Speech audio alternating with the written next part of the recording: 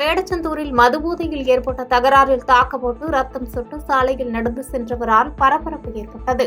திண்டுக்கல் மாவட்டம் வேடச்சந்தூர் அருகே உள்ள ஐயம்பாளையத்தை சேர்ந்த சூர்யா என்பவருக்கும் தமுத்துப்பட்டியை சேர்ந்த சக்திவேல் மற்றும் கௌதம் ஆகியோருக்கும் மதுபோதையில் வாக்குவாதம் ஏற்பட்டது. இதனால் சக்திவேல் தான் கையில் இருந்த பீர் பாட்டிலால் சூர்யாவை தாக்கியதால் அவருக்கு மண்டை உடைந்து ரத்தம் கொட்டியது. இதனால் ஆத்திரமடைந்த சூர்யா கற்கள் மற்றும் கத்தரிக்கோளால் சக்திவேல் மற்றும் கௌதமை தாக்கினார். இதனால் அச்சத்தில் உறைந்த பொதுமக்கள் போலீசாருக்கு புகார் அளித்தனர். அதனைத் தொடர்ந்து சம்பவ இடத்திற்கு வந்த போலீசார் சூர்யாவை மீட்டு ஆம்புலன்ஸில் ஏற்றி வேடச்சந்தூர் அரசு மருத்துவமனையில் முதலுதவி சிகிச்சை அளித்து மேல் சிகிச்சைக்காக திண்டுக்கல் அரசு மருத்துவமனைக்கு அனுப்பி வைத்தனர். மேலும் காயமடைந்த சக்திவேலையும் மீட்டு வேடச்சந்தூர் அரசு மருத்துவமனைக்கு சிகிச்சைக்கு அனுப்பி வைத்தனர். பட்டப்பகலில் மதுபோதையில் இளைஞர்கள் ஒருவருக்கொருவர் தாக்கிக் கொண்டு ரத்தம் சொட்ட சாலையில் நடந்து சென்ற சம்பவம் அப்பகுதியில் பரபரப்பை ஏற்படுத்திய நிலையில் இச்சம்பவம் குறித்து வேடச்சந்தூர் போலீசார் விசாரணை நடத்தி வருகின்றனர்.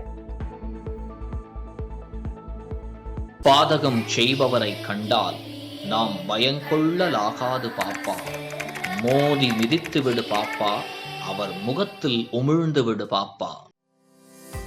அண்மை செய்திகளை உடனுக்குடன் தெரிந்து கொள்ள இணைந்திருங்கள் இயம்நாடு தொலைக்காட்சியுடன்.